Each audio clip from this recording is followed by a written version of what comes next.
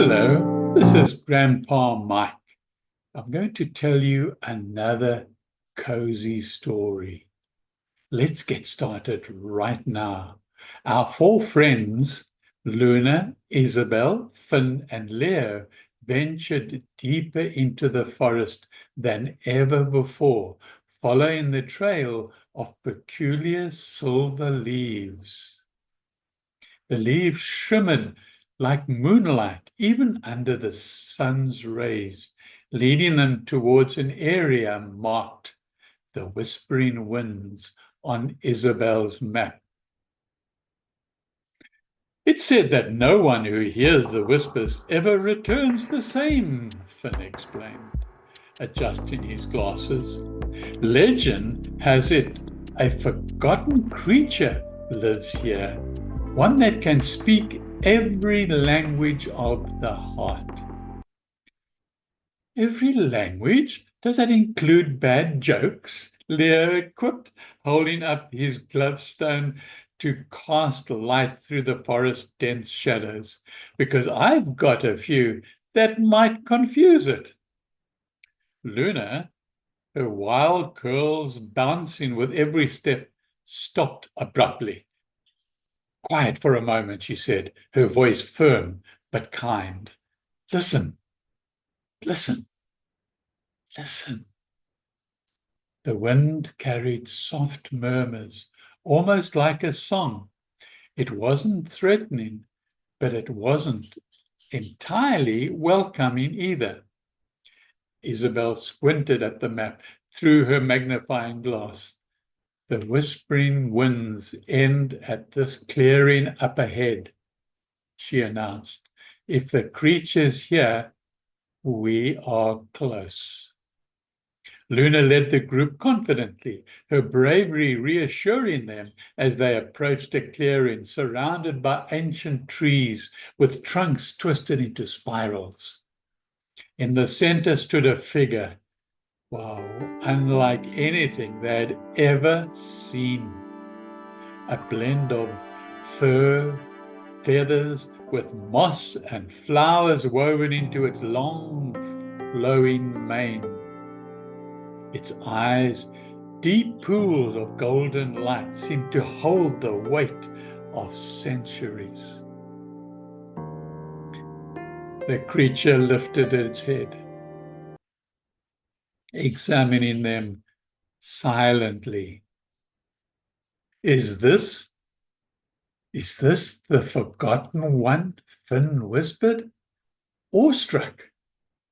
It looks like my Aunt Mildred's gardens exploded, Leo joked softly, but his usual grin faltered under the creature's piercing eyes. Luna stepped forward, her courage steadying the group. We mean no harm, she said. We followed the silver leaves and whispers to find you. Who are you? The creature's voice was like a breeze through the reeds, soft but powerful. I am, and she hesitated, I am Enara, it said, keeper of stories and wisdom long abandoned. Why have you come to this place where so few dare to come? Enara sat down, folding its wings delicately. This forest once belonged to my kin. We were called the Lumiveth. We sang to the trees, taught the rivers their paths, and danced under the stars. But as the world changed, others came, ones who did not understand us. They took our land, and my kin vanished, their voices forgotten. That's awful, Isabel said, her map slipping from her hands. They didn't even try to understand you? Enara shook its head. Fear often silences curiosity. They feared what they did not know. Finn adjusted his glasses. But why are you still here? If your kin are gone, why stay? Enara smiled faintly. Because stories must survive. I remain to remind those who are prepared to listen that understanding begins with respect. Luna looked at her friends. We're here to listen, Enara, she said, her voice steady. Will you share your story with us? Enara studied them for a moment before nodding. If you wish to learn, each of you must share something first.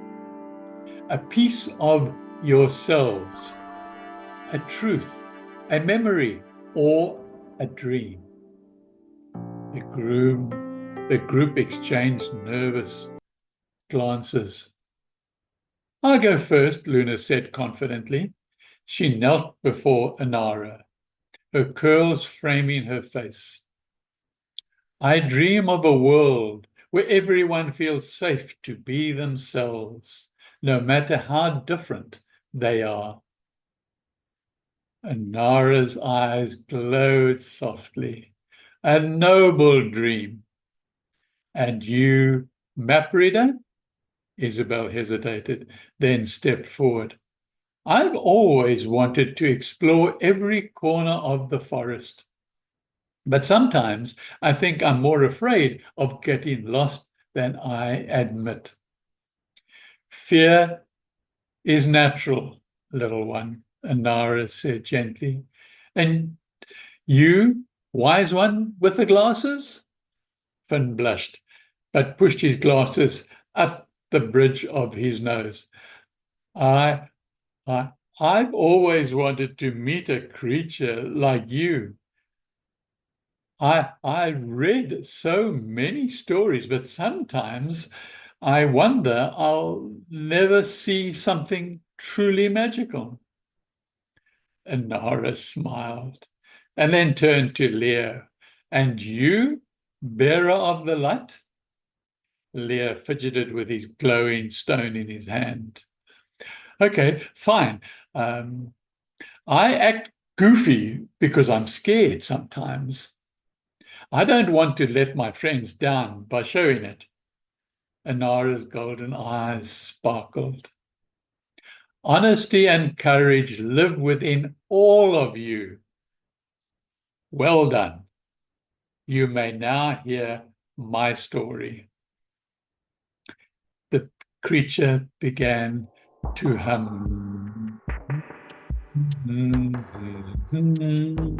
A melody that seemed to weave the rustling leaves, chirping birds, and flowing streams into one harmonious sound. Images appeared in the air around them. Lumiveth singing by starlight, weaving tapestries of light and shadow. Then came figures with axes and torches, driving the Lumineth away. But the Lumineth were not gone, Enara said.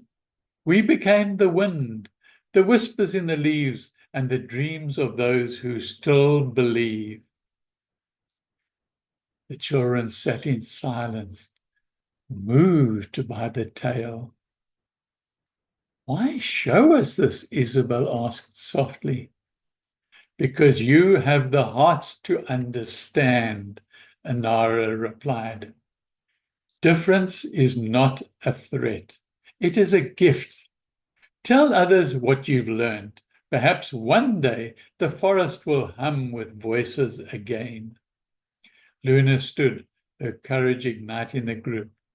We'll tell everyone. People need to know about you and your kin. Then came a promise. As they prepared to leave, Enara offered each child a gift. To Luna, it gave a feather that shimmered like fire. To Isabel, a crystal magnifying glass that revealed hidden paths. To Finn, a book filled with blank pages that would write themselves as he learnt. Wow. And to Leo, it gave a glowing stone that pushed warmly, reminding him that light comes from within. Go, my little friends, Enara said, its voice full of hope, and let the hearts guide others. Let your hearts guide others forever and change the world. Walking back through the forest, the group felt a renewed sense of purpose.